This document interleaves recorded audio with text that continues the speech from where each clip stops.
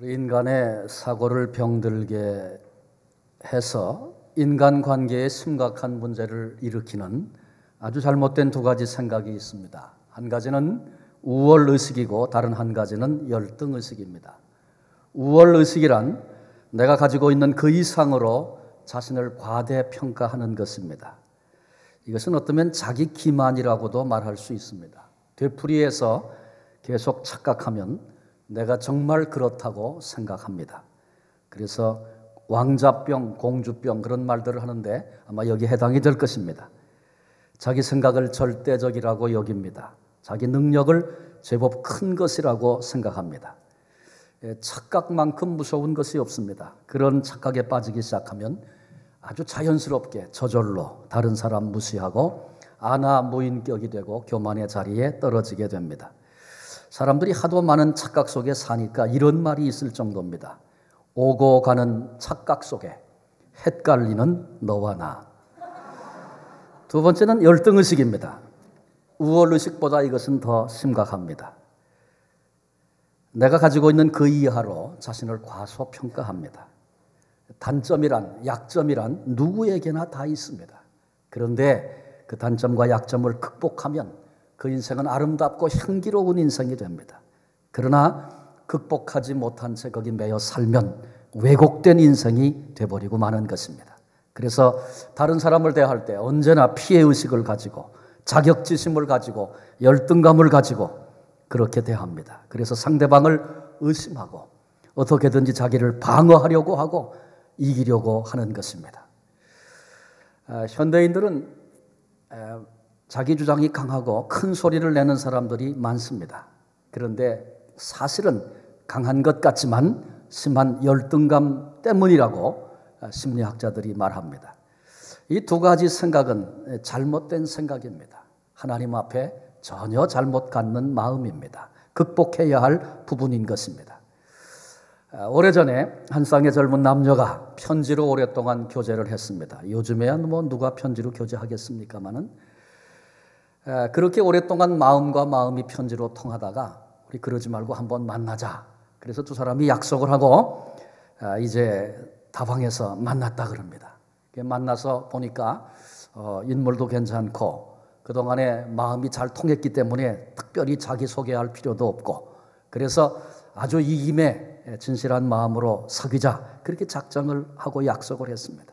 두 사람 사이에 아주 진실된 교제를 말하면서 어떤 것 아주 작은 것이라도 서로 속이는 것을 없도록 하자. 만약에 이 약속이 지켜지지 않으면 그날로 헤어진다. 둘이 이렇게 약속을 했습니다. 얼마 안 가 마음과 마음이 통해서 결혼을 했습니다. 신혼여행을 갔습니다. 신부가 신혼여행 중에 충격을 받았습니다. 오늘까지는 옆에 있기만 해도 좋고 그래서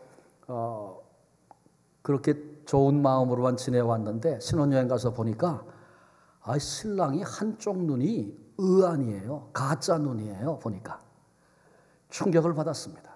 조금 시간이 지나니까 뭐 사람이 살다 보면 혹은 태어날 때 문제를 가지면 뭐 이런 일도 있을 수 있겠지. 근데 그 자체보다 작은 것도 하나 속이지 말고 진실되게 교제하자. 그렇게 찰떡같이 약속을 했는데 자기를 속인 것 자체가 얼마나 화가 나는지 견딜 수가 없었습니다. 당신 나한테 그렇게 할 수가 있느냐. 그래서 그 사실을 확인하고 얘기를 했습니다. 근데 그 얘기를 듣던 신랑이 아주 의아하다는 듯이 쳐다보면서 도대체 지금 무슨 소리를 하고 있느냐. 나는 당신에게 벌써 고백했다. 근데 부인이 암만 생각해봐도 자기 신랑이 자기한테 고백한 비슷한 얘기도 들은 적이 없는 거예요. 난 당신한테 그런 얘기 들은 적 없어. 무슨 소리야? 내가 당신을 처음 우리가 편지로 교제하다가 처음 만났다가 돌아가서 쓴 편지에 내가 고백을 했는데 무슨 소리 하느냐고. 그랬더니 아내가 눈이 번쩍 띄어가지고 그래. 내가 편지 다 하나도 안 버리고 많았어. 집에 가서 확인하고 그 편지 없다면 그 내용 없다면 우린 당장 헤어지는 거야. 그리고 씩씩거리고 집으로 돌아왔습니다. 그래서 오자마자 편지 꾸러미 꺼내가지고 날짜별로 확인해서 그날 편지 찾았습니다. 그래서 그 편지를 읽어보니까 이런 내용이었습니다. 저는 한눈에 당신에게 반했습니다. 이 편지를 읽은 아내가 박장대소를 했습니다. 근데 한번 웃고 나니까 그게 아무런 문제도 되질 않았습니다. 남편에게 얘기합니다. 여보, 당신의 그 깊은 뜻을 내가 이해하지 못했구려.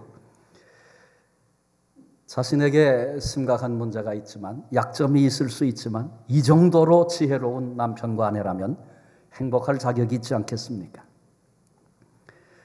우리 누구에게나 다 약점과 단점이 있습니다. 평생 동안 이것을 붙들고 피해의식을 가지고 살기 쉽습니다. 그러면 굉장한 손해를 입습니다. 약한 것, 작은 것은 언제든지 불이익을 당한다. 이 피해의식이 현대인들 마음속에 있습니다. 그래서 조금만 문제가 생기면 사회를 향해서, 이웃을 향해서 원망하고 분노하고 그런 마음들을 품게 됩니다. 반면에 강한 것, 큰 것, 여기에는 플러스 알파가 작용해서 언제든지 잘 된다, 그런 생각을 합니다. 그런 생각을 하면 할수록 나는 피해를 보고, 나는 손해를 보고 오늘 이 땅을 살고 있다. 그래서 결코 약자는 승리할 수 없다, 이런 생각에 붙들려 그런 모습으로 삽니다. 그런데 성경은 오히려 약한 것을 통하여 승리하게 하시는 하나님의 섭리를 알아야 한다, 이렇게 도전하고 있습니다. 고린도전서 1장 27절로 29절에 그러나 하나님께서 세상에 미련한 것들을 택하사 지혜 있는 자들을 부끄럽게 하려 하시고 세상에 약한 것들을 택하사 강한 것들을 부끄럽게 하려 하시며 하나님께서 세상에 천한 것들과 멸시받는 것들과 없는 것들을 택하사 있는 것들을 폐하려 하시나니 이는 아무 육체도 하나님 앞에서 자랑하지 못하게 하려 하심이라. 고린도후서 12장 10절 하반절에 바울은 이는 내가 약한 그때에 강함이라, 이렇게 선언함으로 약할 때 도리어 강하게 되고 약할 때 도리어 이기게 되고 승리하게 된다고 세상 사람들은 이해할 수 없는 역설적인 진리로 우리를 가르치고 있습니다. 잠언서는 어리석은 인간으로 하여금 어떻게 슬기로운 삶을 살게 할 것인가, 이 부분에 관하여 서술한 책이 잠언서입니다. 특히 오늘 우리가 함께 읽었던 본문의 말씀은 약하고 작으나 지혜롭게 살아가고 있는 내 생물을 통해서 오늘을 살아가는 우리들을 가르치고 있습니다. 한마디로 얘기하면 약점을 강점으로 바꾸어 살아가는 그들을 본받고 배우라는 것입니다. 그래요, 약점을 강점으로 바꾸는 그 비결 함께 살피면서 우리 남은 인생 하나님 앞에서 아름답고 멋지게 그렇게 살아갈 수 있는 우리의 삶이 되기 원해서 이 말씀 우리 시간 함께 살피려고 합니다. 먼저 개미입니다. 개미는 미래를 내다본다, 그거 배워야 한다, 그렇게 말씀합니다. 곧 힘이 없는 종류로 돼 먹을 것을 여름에 준비하는 개미와, 개미는 힘이 없는 자그마한 보잘것없는 존재죠. 그런데 흔히 이 개미를 근면의 상징으로 봅니다. 그래서 열심히 일하는 곤충으로 이해합니다. 물론 개미의 이 근면과 열심, 우리가 배워야 할 장점임에 틀림이 없습니다. 그런데 본문은 특별히 개미에게서 그 단순한 근면보다 개미의 미래를 예측하고 준비하는 그 지혜를 배워야 한다고 가르치고 있습니다. 미국의 한 곤충학자는 개미는 반년 이상을 내다본다, 반년 이상을 예측한다고 그렇게 설명하고 있습니다. 개미의 지혜를 코끼리의 지혜와 비등하다고 말합니다. 코끼리는 짐승 가운데 가장 거대한 짐승입니다. 그러면서도 가장 이지적인 짐승이기도 합니다. 그런데 그 자그마한 개미의 지혜가 그 거대한 코끼리의 지혜와 비등하다니 놀라운 일이 아니겠습니까? 몸체로 본다면 소가 개미에 비하면 비교할 수 없는 거대한 몸집을 가지고 있습니다. 그런데 지혜로 따진다면 개미가 소보다 훨씬 더 지혜로운 것입니다. 이솝우화에 보면 개미와 배짱이 이야기가 나옵니다. 너무 잘 아는 그런 얘기죠. 배짱이는 여름에 아주 화려하고 멋지고 여유 있어 보이는 그런 삶을 살았습니다. 노래를 부르면서. 그런데 그 배짱이가 겨울이 오니 그만 수치를 당하게 되는 그런 이야기 우리는 기억합니다. 그런가 하면 개미는 그 무더운 여름에 남들이 볼 때 미련해 보일 만큼 죽어라고 일만 했습니다. 그런데 정작 겨울이 왔을 때 그 겨울을 넉넉히 개미는 이길 수 있었습니다. 개미가 그럴 수 있었던 것은 미래를 예측하고 앞날을 내다보고 준비하는 이 부분에서부터 시작이 됩니다. 그래요. 미래를 생각하고 미래를 내다보고 미래를 예측하고 준비하는 데에 능력이 있는 것입니다. 잠언 기자는 개미를 먹을 것을 여름에 준비한다, 그렇게 설명했습니다. 개미가 먹을 것을 여름에 준비한다. 여름은 언제입니까? 일할 수 있을 때입니다. 이때가 지나가면 하고 싶어도 할 수 없는 겨울이 온다는 사실을 기억하라는 것입니다. 이 사실을 알고 때를 놓치면, 기회를 놓치면 우리는 개미에게로 가서 이 지혜를 배워야 할 사람들입니다. 지나가 버릴 순간만을 위해서 우리의 관심을, 우리의 정력을 다 소모하는, 인생을 허비하는 그런 어리석음을 버려야 합니다. 지금은, 오늘은 절기적으로 여름입니다. 생각해 보면 우리는 인생 중에 아직 일할 수 있을 때 살고 있습니다. 아직은 기회가 있습니다. 그러나 오늘 지금이 여름이지만 곧 겨울이 올 것이다. 우리는 수많은 경험을 통해서 예측할 수 있습니다. 그렇습니다. 인생의 겨울이 옵니다. 준비해야 합니다. 뜻밖의 질병이라고 하는 겨울이 우리를 찾아올 수 있습니다. 노년의 겨울이, 죽음의 겨울이 우리를 찾아옵니다. 예수님이 땅에 다시 오시는 더 이상의 기회가 없는 재림의 겨울이 우리 앞에 다가오고 있습니다. 저와 여러분, 우리는 모두가 다 하나님께로부터 보냄을 받아서 일하고 사명을 감당하는 허락된 시간을 살고 있는 그런 존재들입니다.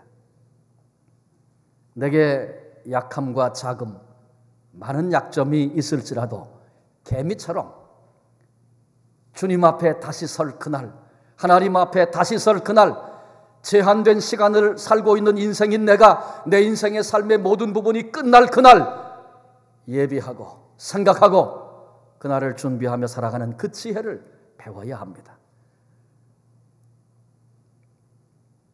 두 번째로 본문은 우리에게 사반에 대하여 말하고 있습니다. 거처를 견고케 한다. 26절에 약한 종류로 돼 집을 바위 사이에 짓는 사반과, 여기 사반이라는 성경의 표현은 쿠르쿠스라고 하는 토끼와 흡사한 벼랑 오소리를 의미합니다.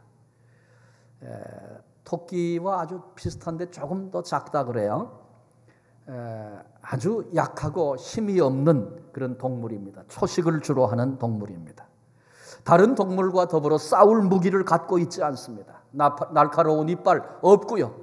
상대방을 들이박을 수 있는 뿔 없고요. 그렇다고 도망갈 수 있는 빠른 발도 없습니다. 그래서 자신을 해하려고 잡아먹으려고 덤벼드는 다른 동물로부터 자기를 지킬 힘이 전혀 없는 존재가 사반입니다. 사반은 그래서 언제든지 피할 수 있는 안전한 바위 틈에 거처를 마련하고 그 거처에서 멀리 떨어지지 않는 그 주변에서 삽니다. 위험을 당하면 바로 자기 거처로 도망을 갑니다. 근데 그 거처는 자기 몸만 겨우 들어갈 수 있는 그런 거처입니다. 그래서 일단 그 피난처 속으로 들어가면 누구도 사반을 쉽게 잡을 수 없는 것입니다. 사반은 두 가지를 알았어요. 한 가지는 자신이 연약한 존재다, 싸워서 이길 수 없다. 두 번째, 그렇기 때문에 안전한 피난처가 내게는 필요하다. 이 두 가지 사실을 알았던 지혜로운 동물이 사반이었습니다. 오늘 이 땅에는 사반보다 어리석은 인생들이 얼마나 많은지 모릅니다.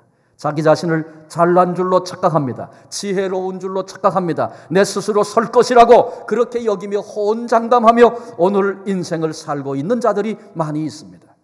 그러나 인생은 실로 연약하기 그지없는 존재입니다. 그래서 성경은 인생을 질그릇에 비교하고 있습니다. 툭 하고 한번 깨지면 그만인 질그릇과 같은 것이 인생이라고 말씀하고 있습니다. 다윗은 소년 시절에 골리앗을 쳐 죽였던 용감한 군인이었습니다. 지혜가 넘치는 사람, 영감이 넘치는 그런 사람이었습니다. 그랬던 다윗이 시편 18편 1절 2절에 이렇게 말합니다. 나의 힘이 되신 여호와여, 내가 주를 사랑하나이다. 여호와는 나의 반석이시요 나의 요새시요 나를 건지시는 이시요 나의 하나님이시요 내가 그 안에 피할 나의 바위시요 나의 방패시요 나의 구원의 뿌리시요 나의 산성이시로다. 다윗의 고백을 정리하면 이런 것입니다. 나 자신은 아무것도 아니어서 돕는 힘이 절대적으로 필요합니다. 내게는 피난처가 있어야 합니다. 그런데 하나님께서 피난처가 되시고 내게 힘이 되시고 요새가 되십니다. 이런 고백을 지금 다윗이 하고 있는 것입니다. 뛰어난 장수, 용감무쌍한 사람, 지혜와 영감이 넘치는 그런 사람도 인생이 어떤지를 알고 하나님 앞에 이런 고백을 했습니다. 이 땅에 다윗보다 잘난 존재들이 얼마나 많습니까? 마땅히 저와 여러분 우리도 다윗의 이 지혜를 배워야 합니다. 사반의 이 지혜를 배워야 합니다. 성도란 그리스도 그 반석 위에 세우심을 입은 자들입니다. 오늘 우리의 연약함을 알고 주님께 피하는 사람들입니다. 그렇습니다. 아무리 무서운 파도가 밀려온다 할지라도 나를 위해 십자가에 죽어주시고 구원의 울타리, 피난처, 구원의 그 울타리를 우리 앞에 예비해 주신 우리의 피난처 되신 주님께로 피하면 그곳은 안전한 곳입니다. 시편 기자의 고백과 같이 산이 요동하고 흔들려 바다에 빠질지라도 상상도 한 적이 없는 뜻밖의 위기와 고난과 인생에 감당할 수 없는 그런 무게로 시련들이 우리를 향하여 덮쳐온다 할지라도 주님은 여전히 우리의 반석이 되시고 우리를 지키시는 안전한 요새가 되신다고 그렇게 고백하고 있지 않습니까? 예수 그리스도로 구원의 피난처를 삼고 내 인생 요동치는 순간순간마다 주님 곁에 주님 안에 거하며 살다가 주님께 피하여 주님이 지키시는 그 보호하심과 구원하심을 날마다 경험하고 맛보며 살 수 있는 우리 모두가 되시기를 바랍니다. 세 번째로 본문은 우리에게 메뚜기를 통해서 교훈합니다. 메뚜기 스스로 서로 돕고 살아간다. 27절에 보니까 임금이 없으되 다 떼를 지어 나아가는 메뚜기와 곤충 가운데 집단 생활을 하는 곤충들이 있습니다. 개미, 아까 나눴던 그 개미도 마찬가지죠. 개미. 근데 개미 가운데는 여왕개미가 있습니다. 벌도 집단 생활하는데 벌 가운데는 여왕벌이 있습니다. 그래서 여왕개미, 여왕벌이 명령을 하면 아주 일사불란하게 행동하는 그런 집단들이 개미, 벌 그런 집단들입니다. 그런가 하면 메뚜기는 명령하는 왕이 없습니다. 임금이 없습니다. 그런데 그럼에도 불구하고 메뚜기는 서로 협력해서 엄청난 힘을 발휘합니다. 메뚜기 한 마리, 그건 무기력하고 아무것도 아닙니다. 애들 손에도 붙들려서 다리 뜯기고 죽임당합니다. 그런데 그렇게 약한 메뚜기지만 힘을 합치면, 그래서 메뚜기 떼가 되면 그 힘은 무섭습니다. 메뚜기 떼가 쓸고 지나가면 어떤 지역도 다 폐허로 변해버리지 않습니까? 그런 것을 TV를 통해서 보기도 하고 뉴스를 통해 듣기도 합니다. 성경에 보면 출애굽 당시에 모세가 이스라엘 백성을 하나님의 명령을 쫓아 이끌고 나가려고 이제 바로 왕 앞에 서서 몇 가지 재앙들이 있었던, 하나님의 능력을 통해서 그런 일들을 행했던 그런 적이 있었습니다. 근데 그 8번째 재앙이 메뚜기 떼였습니다. 근데 메뚜기 떼가 애굽을 뒤덮었을 때 바로가 얼굴이 하얗게 변해서 급히 모세를 불렀습니다. 그리고 내가 하나님 앞에 득죄했노라, 범죄했노라, 그렇게 얘기하면서, 그렇게 고백하면서 제발 이 메뚜기 떼를 기도해서 거두어 달라고 그렇게 절규를 하는 이야기를 성경에서 봅니다. 여러분, 당대에 전 세계를 지배하던 애굽의 바로가 웬만한 사건, 웬만한 재앙 앞에는 눈 하나 깜짝하지 않고 비웃고 조롱하던 바로가 메뚜기 떼 앞에 아연실색했습니다. 그 정도로 메뚜기 떼의 위력은 대단한 것입니다. 그런데 그리스도인에게 있어서 주님 안에서의 협력, 이것은 대단히 중요한 존재 방식입니다. 신앙인의 생활 방식입니다. 누가 강권하지 않아도 스스로 돕는 메뚜기 떼처럼 주님께서 피로 값주고 사신 몸된 교회, 하나님의 나라, 하나님이 우리에게 주신 비전, 이런 것들을 위해서 스스로 자원하여 일어나 서로 협력하게 될 때 개인은 아무것도 아니지만 위대한 일을 감당하게 되는 것입니다. 주님의 일을 감당할 때, 교회를 세우는 일을 감당할 때, 하나님 나라를 이 땅에 실현시키고 이루어가는 이 사명을 감당할 때, 이것은 강요에 의해서, 명령에 의해서 될 수 있는 일이 아닙니다. 스스로 자원하여 협력할 때 이 위대한 역사가 나타나고 이루어지게 돼 있는 것입니다. 초대교회 당시의 모습을 생각해 보면 풍전등화와 같았다. 그 말 그대로입니다. 바람 불어 곧 꺼져 없어질 것과 같은 그런 어려운 상황을 초대교회가 만났습니다. 그런데 그때 초대교회 성도들은 서로 자원해서 협력하며 복음을 위해서라면 자신의 생명도 내놓을 만한 그런 열정과 마음들로 이 마을 저 마을에서 때로는 쫓겨다니면서 자신의 삶을 하나님께 드리기 시작했습니다. 그리고 초대교회는 놀라운 부흥의 경험을 하게 됐고 복음이 전 세계 곳곳에 흘러가 오늘에 이르게 된 것입니다. 지금 이때도 마찬가지입니다. 교회 안에 개인이 위대하기 때문에 위대한 역사가 있는 것 결코 아닙니다. 억지로 돈을 주고 시켜서 이렇게 하라고 해서 그런 일들이 일어나는 것이 아닙니다. 우리는 비록 약하고 작은 존재일지라도 하나님께서 우리에게 위임하여 맡기신 영혼을 구원하라, 땅끝까지 이르러 복음을 증거하는 증인이 되어라, 이 사명 앞에서 교회가 계획을 가지고 이런저런 일들을 한다고 할 때에 그 일을 하나님의 일로 깨닫고 메뚜기 떼와 같이 여기저기서 협력하는 손길들이 일어나게 될 때 위대한 역사가 이 땅에 이루어지게 되고 주님을 기쁘시게 해드리며 그런 우리들을 통해서 하나님께서 하나님의 역사, 하나님의 나라 이루어가기를 그토록 원하시는 것입니다. 여름이어서 여러 가지 행사들이 있습니다. 아이들을 한글학교에서 또 아동부에서 성경학교를 하면서 또 수련회들을 하면서 여러 캠프들이 계획되고 진행됩니다. 교회 안에 우리가 섬기고 해야 할 일들 많이 있습니다. 또 원주민 선교, 거리상 1800km 떨어진 곳을 갑니다. 굉장히 어려운 일이죠. 한국 비행기 타고 한국 가는 시간보다 더 걸려요. 따져보니까. 그거 갔다 오면 크게 명예를 높여주고 상을 주기 때문에 가는 일입니까? 당신이 안 가면 안 된다고 명령해서 할 수 없이 가는 것입니까? 아닙니다.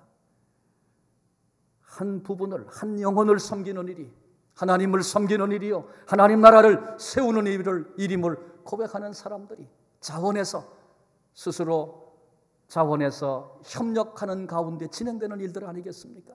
그렇습니다. 그런 방식으로 주님은 오늘 우리들이 하나님 나라를 세워가야 할 것을 메뚜기를 통해서 우리에게 교훈하고 있는 것입니다.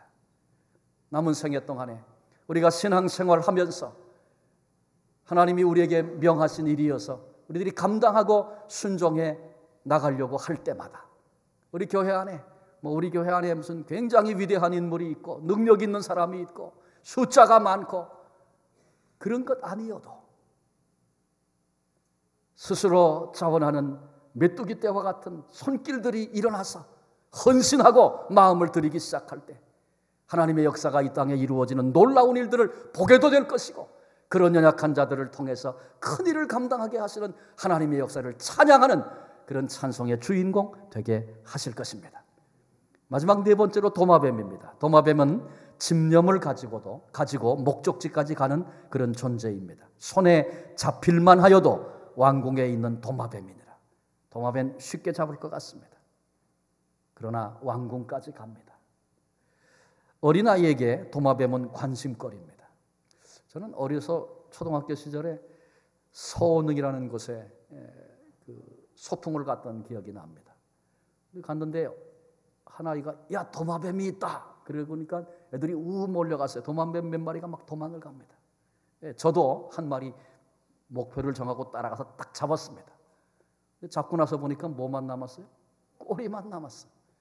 제가 백과사전 찾아보니까 말이죠. 내가 잡아서 끊어진 게 아니고 위험한 순간을 만나면 도마뱀은 자기 꼬리를 스스로 끊는답니다.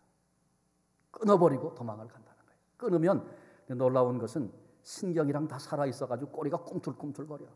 그러면 쫓아왔던 적이 그 꼬리 보느라고 정신없을 때 도망을 간다는 거예요. 그래서 자기를 붙잡아 매면 꼬리를 끊고라도 자기가 가고자 하는 곳을 향해 나가는 집념이 도마뱀에게 교훈으로 이제 우리에게 보여지고 있는 것입니다.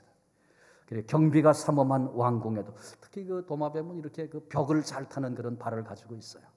벽으로 쭉 다닙니다.